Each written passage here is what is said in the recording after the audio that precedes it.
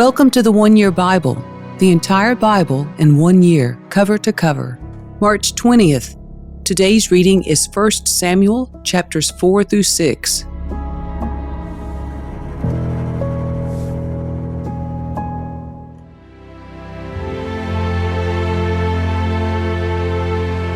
And Samuel's words went out to all the people of Israel. At that time, Israel was at war with the Philistines. The Israelite army was camped near Ebenezer, and the Philistines were at Aphek. The Philistines attacked and defeated the army of Israel, killing 4,000 men. After the battle was over, the troops retreated to their camp, and the elders of Israel asked, "Why did the Lord allow us to be defeated by the Philistines?" Then they said, "Let's bring the Ark of the Covenant of the Lord from Shiloh. If we carry it into battle with us, it will save us from our enemies." So they sent men to Shiloh to bring the Ark of the Covenant of the Lord of Heaven's armies, who is enthroned between the cherubim. Hophni and Phinehas, the sons of Eli, were also there with the Ark of the Covenant of God. When all the Israelites saw the Ark of the Covenant of the Lord coming into their camp, their shout of joy was so loud it made the ground shake. "What's going on?" the Philistines asked. "What's all the shouting about in the Hebrew camp?" When they were told it was because the Ark of the Lord had arrived, they panicked. "The gods have come into their camp," they cried. "This is a disaster! We have never had to face anything like this before. Help! Who can save us from these mighty gods of Israel? They are the same gods who destroyed the Egyptians with plagues when Israel was in the wilderness. Fight as never before, Philistines! If you don't, we will become the Hebrew slaves, just as they have been ours. Stand up like men and fight!" So the Philistines fought desperately, and Israel was defeated again. The slaughter was great. 30,000 Israelite soldiers died that day. The survivors turned and fled to their tents. The Ark of God was captured, and Hophni and Phinehas, the two sons of Eli, were killed. A man from the tribe of Benjamin ran from the battlefield and arrived at Shiloh later that same day. He had torn his clothes and put dust on his head to show his grief. Eli was waiting beside the road to hear the news of the battle, for his heart trembled for the safety of the Ark of God. When the messenger arrived and told what had happened, an outcry resounded throughout the town. "What is all the noise about?" Eli asked. The messenger rushed over to Eli, who was 98 years old and blind. He said to Eli, "I have just come from the battlefield. I was there this very day." "What happened, my son?" Eli demanded. "Israel has been defeated by the Philistines," the messenger replied. "The people have been slaughtered, and your two sons, Hophni and Phinehas, were also killed, and the Ark of God has been captured."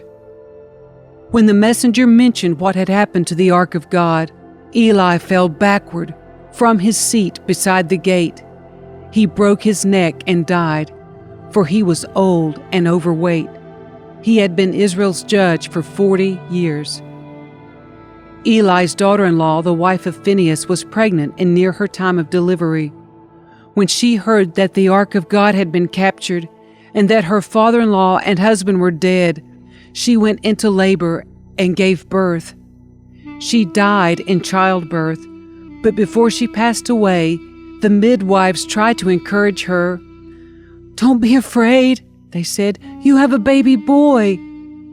But she did not answer or pay attention to them. She named the child Ichabod, which means, "Where is the glory?" For she said, "Israel's glory is gone." She named him this because the Ark of God had been captured and because her father-in-law and husband were dead. Then she said, "The glory has departed from Israel, for the Ark of God has been captured."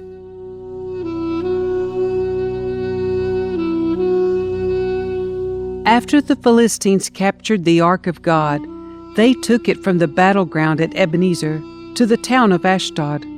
They carried the ark of God into the temple of Dagon and placed it beside an idol of Dagon. But when the citizens of Ashdod went to see it the next morning, Dagon had fallen with his face to the ground in front of the ark of the Lord. So they took Dagon and put him in his place again. But the next morning the same thing happened. Dagon had fallen face down before the ark of the Lord again. This time his head and hands had broken off and were lying in the doorway.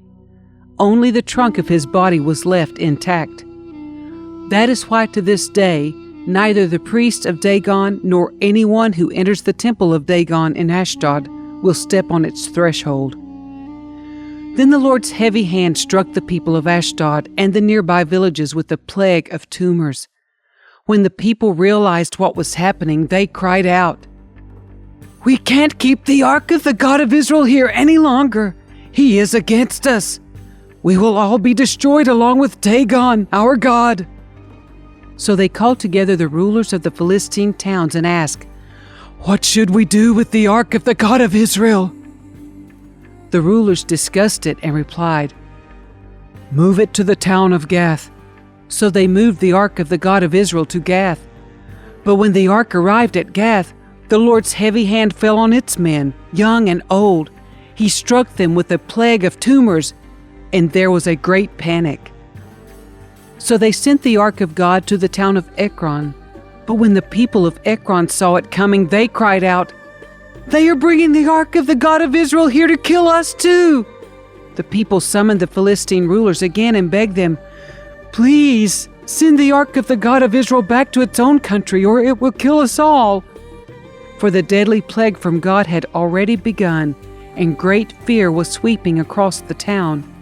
Those who didn't die were afflicted with tumors, and the cry from the town rose to heaven.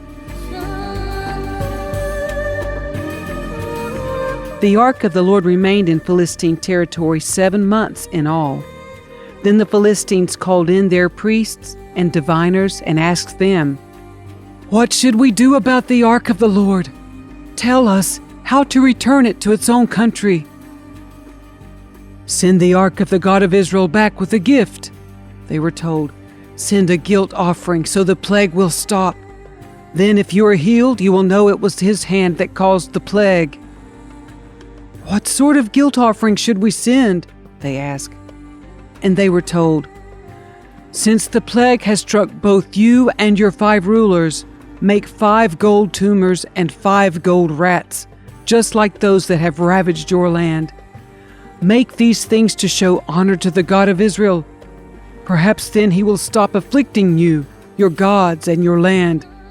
Don't be stubborn and rebellious as Pharaoh and the Egyptians were. By the time God was finished with them, they were eager to let Israel go. Now build a new cart and find 2 cows that have just given birth to calves. Make sure the cows have never been yoked to a cart. Hitch the cows to the cart, but shut their calves away from them in a pen. Put the ark of the Lord on the cart, and beside it place a chest containing the gold rats and gold tumors you are sending as a guilt offering. Then let the cows go wherever they want. If they cross the border of our land and go to Beth-shemesh, we will know it was the Lord who brought this great disaster upon us. If they don't, we will know it was not his hand that caused the plague. It came simply by chance." So these instructions were carried out. 2 cows were hitched to the cart, and their newborn calves were shut up in a pen. Then the ark of the Lord and the chest containing the gold rats and gold tumors were placed on the cart. And sure enough, without veering off in other directions, the cows went straight along the road toward Beth-shemesh, lowing as they went. The Philistine rulers followed them as far as the border of Beth-shemesh. The people of Beth-shemesh were harvesting wheat in the valley, and when they saw the ark, they were overjoyed. The cart came into the field of a man named Joshua and stopped beside a large rock.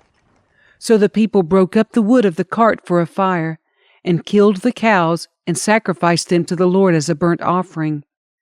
Several men of the tribe of Levi lifted the ark of the Lord and the chest containing the gold rats and gold tumors from the cart and placed them on the large rock. Many sacrifices and burnt offerings were offered to the Lord that day by the people of Beth-shemesh. The 5 Philistine rulers watched all this and then returned to Ekron that same day. The 5 gold tumors sent by the Philistines as a guilt offering to the Lord were gifts from the rulers of Ashdod, Gaza, Ashkelon, Gath, and Ekron.